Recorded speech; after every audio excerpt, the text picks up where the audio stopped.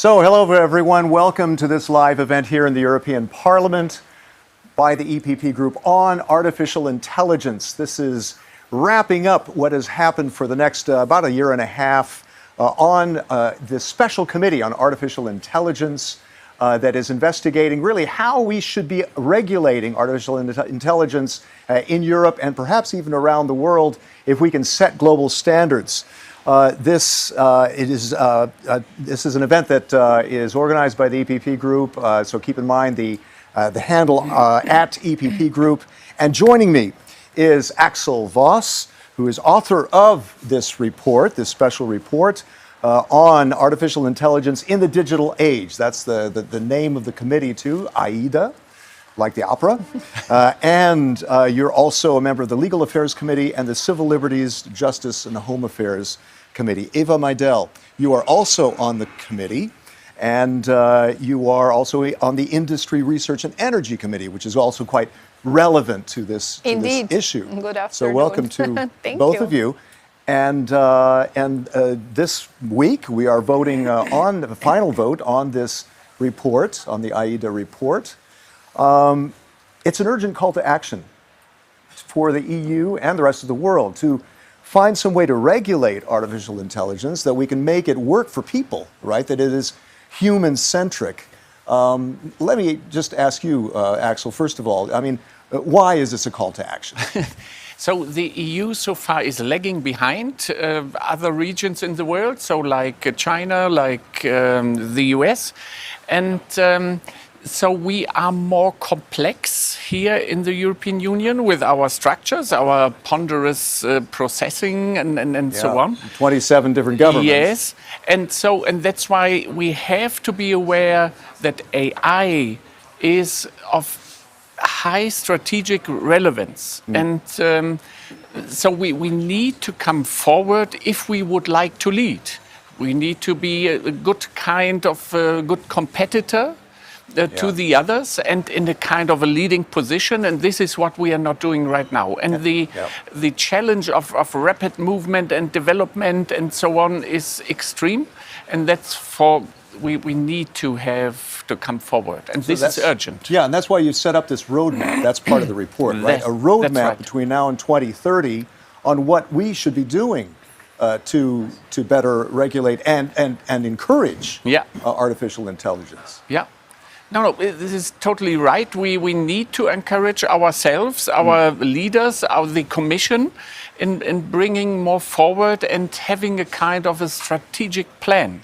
So we can't just go into it and saying, oh yes, we're doing here something and there's something. No, now it's really time to make a strategic plan and a concept and also to execute these, not just having wonderful ideas, executing. So Eva, I mean, I've heard you say a while ago that you'd like to see a global standard, not just a gold standard, but a global standard. What do you mean by that, and specifically? Well, so first of all, let me just compliment on what Axell has been saying about the report and about the importance of the committee. I would like to pinpoint the fact that we're the first institution in the world to actually be talking about the development of artificial intelligence. And that's not because we want to put some very, tight framework that will not enable innovation, but actually on the contrary. We've spent the past year and a half discussing how AI influences all sorts of different industries and different sectors in our society. And that was we did that for a number of reasons. And one of the reasons was because we wanted to get informed. We wanted to be prepared to see where we could have this sort of proportionality if we are going to be legislating, which we already are with the newly coming AI Act. Yes. It has to be a balancing act that provides this safe space with clear rules and guidelines, but but with the same time providing freedom to innovate and to create. And So here comes, yeah, yes, okay. and here comes what I often am heard to say. Very often we are referred as the gold standard setters in legislation. Like with data protection, GDPR. Exactly, right? and I think this is good, but. Yeah.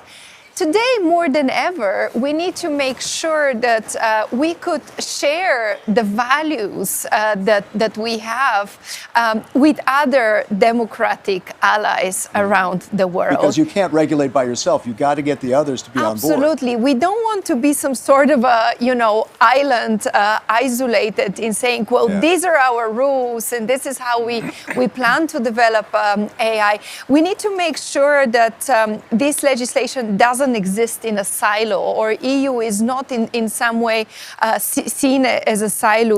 We need these laws to be shared with the democratic world to allow us to work with our international partners. So this is why a global standard is not just a golden standard. It would be, much better if we can do both. Okay. Well, one specific sector is healthcare, isn't it, Yes. Axell? Yes. And I saw an interesting development just recently that the European regulators approved a kind of artificial intelligence that analyzes X-rays without the help of a doctor. And that, I guess, showing the encouragement of the private sector in developing these new technologies. That's kind of a hopeful sign for what you want to accomplish, right? Yes, this is a wonderful sign indeed, and we need to go on with these signals. But the tricky thing in the health data sector is at least you will need a lot of health data to find new knowledge, treatments, and medicaments and so on. Yeah, But and e-health, for instance, being able to yes, work with patients even as well. Of course, right? you Yeah. need a lot of data, and you need personal data, sensitive Yeah. personal data. So there And needs to be here that data we're coming- protection there too, yes, right? Yes, and here we are having this controversial situation that so far we are not providing these quality data sets, and there we have to do a lot more. Right, Yes. right. What about coming back to Eva? Coming back to SMEs, small and medium-sized enterprises. You don't want to overburden them with regulation, but you want to encourage them. What about the idea of filling the skills gap for semiconductors and other industries? Filling that skills gap through artificial intelligence without killing jobs. How do you do that? So very often there's been a lot of scaremongering that AI will be taking away jobs from us and so on. And so I wonder if the AI is not the new light bulb. And what I'm referring to, because it's April and more than 100 years ago, at some point in Manhattan, actually, all the people that were lightening, the lights around Manhattan went on strike. The gas lights. Exactly. Yeah. And citizens were wondering, well, what has happened? And just a couple of months before that, the light bulb was invented. And, they were scared about their jobs and that they would lose their jobs. So they went on a strike. And so I wonder whether AI is not the new type of light bulb, Well. But having said that, I would much rather prefer if we focus on the importance and have a clear strategy on how to make sure that starting with those most important sectors like AI and semiconductors that you've mentioned, they are currently lacking the necessary professionals. So we already have different soft measures in place in the EU, but we need to become serious about talent. We know that talent attracts talent. Innovation attracts more innovation. So what I would like us to do is, I don't want us to be seen as, just rule setters. I want to be seen as an institution that enables innovations, that finds the right paths and ways to attract that talent. Because we cannot lead in that sector if we do not have that talent. And then once we lead in this sector, you would see also that other sectors will find ways of how to, attract other interested professionals. Right. I mean, just today, we are probably surrounded by a couple of social media communications managers and so on by having this Facebook Live. Yeah. Well, 10 They're years hard at ago, work those over there, off professions, camera, yeah. absolutely. Well, 10 years ago, those professions were non-existent. No, that's right. This does not mean we necessarily took someone's job away to have this job. So there's a shifting there. There's a shifting. There's evolvement, and that is good. Yeah. You know, there's progress. I think we need to move away from the understanding and stigma that you would graduate in a certain area, in a certain space, and that's all you're going to do all your life. And that's the beauty of it. Well, talking about skills, I think, Axell, that artificial intelligence can be used in helping to skill and upskill and reskill people so they don't have to light gas lights anymore, right? No, I hope not. but we have, of course, to develop. But here, in this case, we are seeing that China and the US are already teaching digitalization and AI, for instance, in elementary schools. But I can't see this so far in our European schools. And that's why we have to change or to think differently on everything what we are doing. I'm always having this quote in mind from Henry Ford and saying, if we are doing that what we are always doing, then we get what we always get. And here we have to change our mindset. And because of these developments, these rapid, fast changing developments, we have probably to approach everything a little bit differently. And it's interesting you're mentioning the competitors to the European Union because in your report and elsewhere we see that there's talk about how the EU needs to catch up. And we see that in the AI industry, 3.4 billion euros invested in 2018. Yes. That was good. That was an improvement. But compare that to the US, 31 billion euros. China, 21 billion.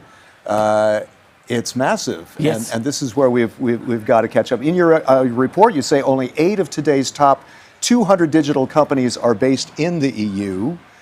And that falling behind in the global AI race may run the risk of European values being globally replaced. Yeah, the strange situation is we are creative in Europe. We know the subject, we can move on, but we can't build a business model out of it.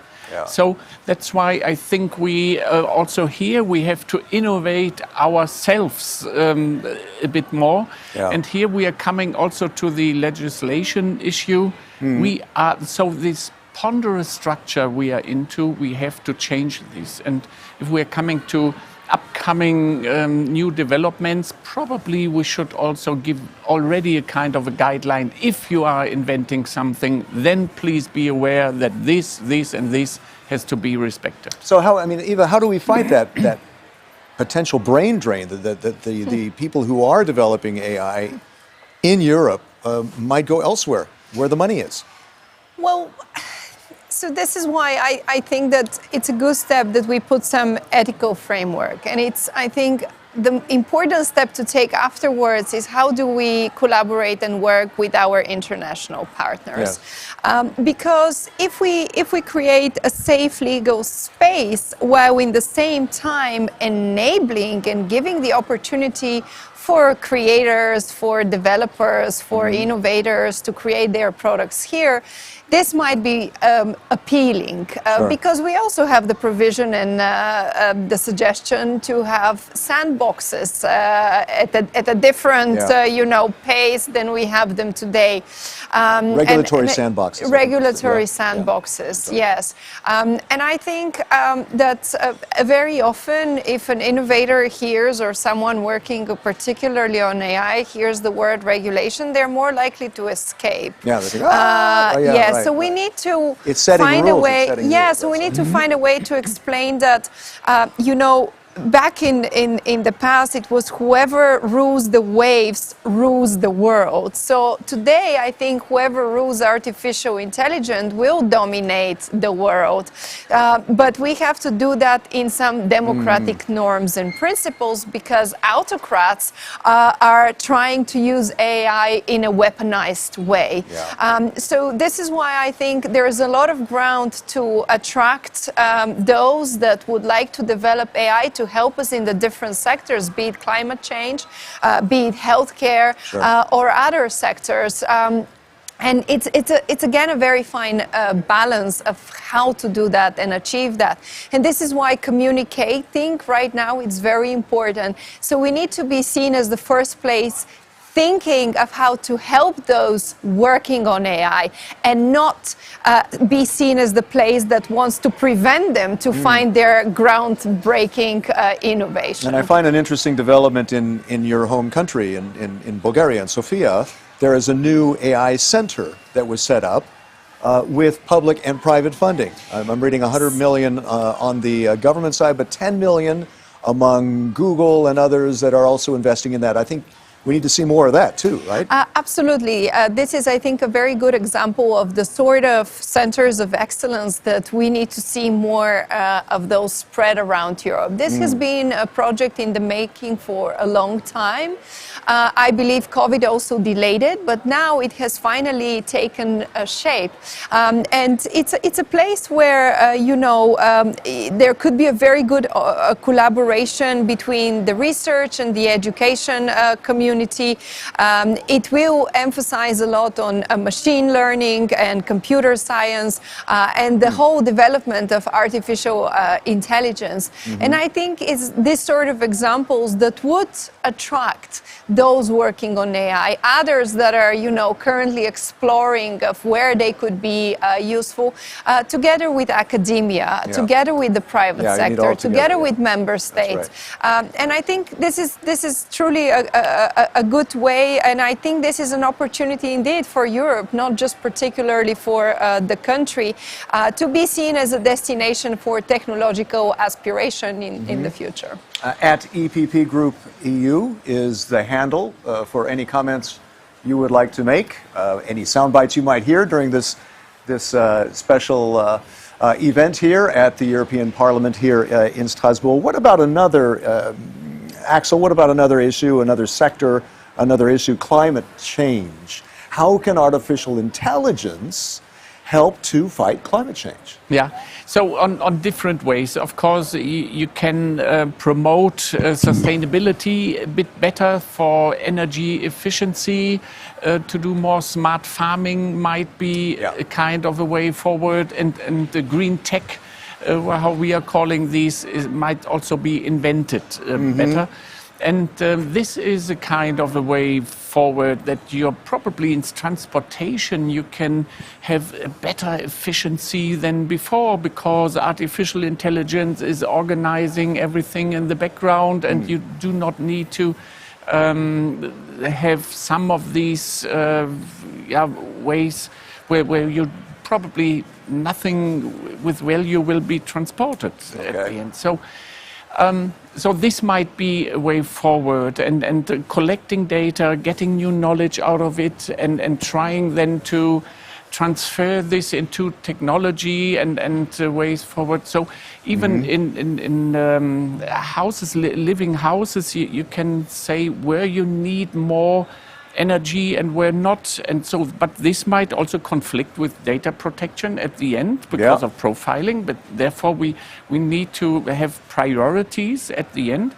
But here this might really help in every detailed situation where you have consumption and so on. Well, what you just said kind of rings a bell about facial recognition. What is the report's position on facial recognition? Yeah, so we try to avoid it in a way, because from my point of view, banning of technology is not the best way forward, because you do not know what will build upon these technology afterwards, and then all of a sudden you find yourself again in dependency.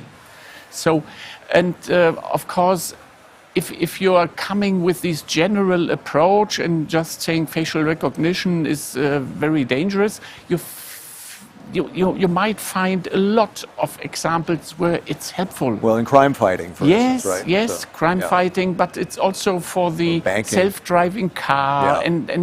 and also for some shops it might help to welcome someone, or in hospitals, or whatever it is. But you got to set can think rules to about- that it's not out of control, No, right? no, Yeah. it should be regulated, Yeah. because the misuse might be very close, and this is Yeah. why a lot of colleagues are afraid of. But Sure. banning is not the wisest way forward. It's more regulating Yeah. and balancing. Baby out with the bathwater, we don't want that, Yes, right? no, Yeah. safeguarding all this, and we have privacy tech already in place, Yeah, where your faces must probably deformed, and you can't recognize me with these privacy tech. Okay. But you might find Eva Maydell, if you're looking for her as a criminal or whatever, Yep. so then I know. hope I won't be searched for being a criminal, but perhaps to proposing, No, then let's- legislation that's then sensible. let's take Chris. Let's take Chris. Yeah, exactly. Take me Yes, for yes. instance. Yeah. What about Eva? What about disinformation? That's another thing. These how it can be used in a wrong way, artificial intelligence, and how do we deal with that in regulation? So first of all, by the way, I just want to mention that the EPP Group took a very clear stance on disinformation over the past couple of weeks, because what we've been witnessing in Ukraine is truly disturbing, and we need to make sure that we could act much faster. Hijacking information and Yes, using in it finding different ways. Yeah. finding ways of how to limit the spread, particularly, and here tech could be of great aid, and that's why we had the Disinformation Summit, where we gathered experts from all fields to sit together and give us some good suggestion. And here our colleagues' report, Kaunieta report, provides many of those suggestions, which we hope to see implemented, and we hope to gather that group of experts in the future. But particularly now, and directly to your question, I think currently one of the issues we see with disinformation is exactly to limit its spread and the pace of which it multiplies, is the lack of resources, simply the lack of manpower and time. And I think technology could be absolutely key in this endeavor. So on the one hand, we could of course see that AI could enable deep fakes, but on the other hand, AI could also help spot them. And this is where I think, of course, both deserve our focus, but if we are speaking particularly on how to fight it, this is where AI could be much more efficient into flagging them, finding these speech patterns and movements. And AI, and particularly softwares that designed particularly for this person, can spot those, whether it be images that are manipulated, or we could use algorithm to spot the content that is being spread at an unprecedented speed. So software is already actually being built to help journalists and fact checkers. There are even apps available for you and I to use and be able to check disinformation and assess which article is trustworthy and which not. So that is already available for citizens if they would like to use it. But I think as the technology develops and evolves, we see it that there are a number of tools. When it comes to Google Translate, over the past years, it has tremendously improved by the use of AI.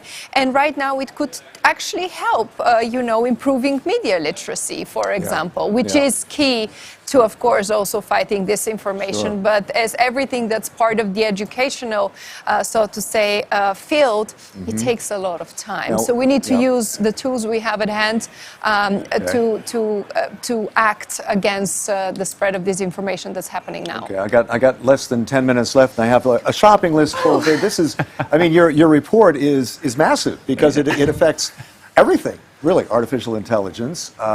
And if I could hit on a few more, I mean, staying on the security thing, what about military use? And that comes to mind with some people. Oh, artificial intelligence, killer robots. How did we put it in lethal autonomous weapons? Your report calls for an international agreement on that, right? Because the EU can't act alone on this, right? No. Yes, so here, this is a very critical sector, of course. If you are leaving alone these lethal autonomy weapons, then you might end up somewhere, but this is also political, very controversial. So that's why we thought it might be better in having a kind of a global agreement on these and having also global standards for these, but making also sure that you always have a kind of a human intervention. Yeah. So Yeah. it might be helpful, of course, to recognize and to make also via facial recognition to see this is civilian people or this is military people. So it might help. But here we have to be careful and have strong safeguards. But we should also enabling these and not saying, oh, we don't like it at all. No, we should. We are seeing the development is steadily ongoing. And that's why we should not say, oh, we get rid of this. No, we should embrace it somehow. But making safeguards. Yeah, well, I mean, the genie's out of the bottle, and other potential opponents in the world could be using it. So there has to be some way we can find a way to regulate it on a global level. I guess that's the only answer, yes. right? Yes. Yeah. What about on for the use in migration in securing Europe's borders? Which one of you would like to talk about that? Because that is included in the report. How can we use that to secure Europe's borders? Yeah. And to deal with migration as well, and in a fair and systematic way, right? Yeah. Of course, you can have also on the borders directly the system of detecting people by her, not only face, also for the language skills or whatever. You can use it, and you can probably doing these structure or processing of everything a little bit faster and trying also to evaluate better even or in the European Union at the end also where they would like to go, and this might be handled quite easily, but at first, of course, at the border, to recognize because of the refugees and so on, you will always have, and we are seeing this again in this war right now, that people from somewhere from the world they are buying Ukraine passports, and they are then pretending they are coming from Ukraine and entering the Union. So you do need that kind of technology to deal with that, right? Yes. So you can have these behavior recognition, voice recognition, and from the structure of a person probably also. You can get a lot of knowledge just to find out, are they really in a kind of an emergency or not? Yeah. And so, of course, this might help. Sure. Also. Yeah. I just have a couple of minutes left, and I wish we had even more time for this. But let me just throw this thing out to see how you react to this. Is Mark Zuckerberg of Facebook Meta? He's known for saying you have to move fast and break things. If you're not moving fast enough. I think artificial intelligence, it applies to that, doesn't it? But with this report, you got to move fast, but you also have to stay on top of it in terms of regulation, right? I think what we're trying to do is to move fast into creating some sort of ethical norms and principles. Because, and I'll go back to what I've mentioned, because there's plenty of, be it nations or autocratic leaders that are ready to, use the technological development to harm, to weaponize it, and to adhere the least to democratic norms. So if the democratic world doesn't unite and doesn't stand behind certain norms and principles and values when it comes to the newest technologies that are out there, it will be very difficult for us to win this technological race. So I think seeing what's happening in Ukraine, the way Russia is behaving, we need to make sure that we use all sort of different forms, be it the trade and technology councils, other meetings and encounters and agreements that we have with the US, with Canada, with Japan, with India, and so on and so forth, to try and put these norms in place so that they're also understood by the businesses. We don't want Europe to be seen as a place where we just put the norms but we don't enable innovation, because that's not what we are trying to do.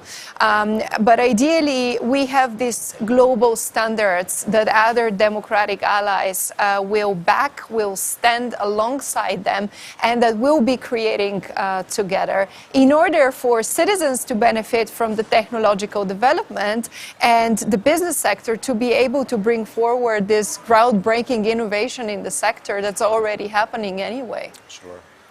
Axell, last word. I mean, where do we go from here with the Parliament backing this? And we do then have, as Eva mentioned, where there's an Artificial Intelligence Act that's going to be coming up. What's the next step now? So, of course, this report should have impact at the Commission, at the Member States, at the Parliament. And we need to come forward then in changing and our mindset and also our approaches. And then that we are saying we just do want only regulations any longer in the digital issue. We need a digital common market. We need an ecosystem of trust. We need an ecosystem of excellency. And we need a strategy at the end, and also a way of joining forces to scale up also to other regions, and probably bringing forward European projects instead of nationalized AI systems and ideas. So, of course, we need talents, we need a lot of investments, we need cybersecurity, and this has to come all together.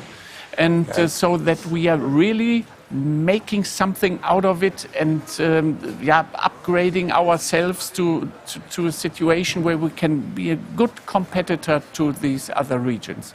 But a lot of things has to be done.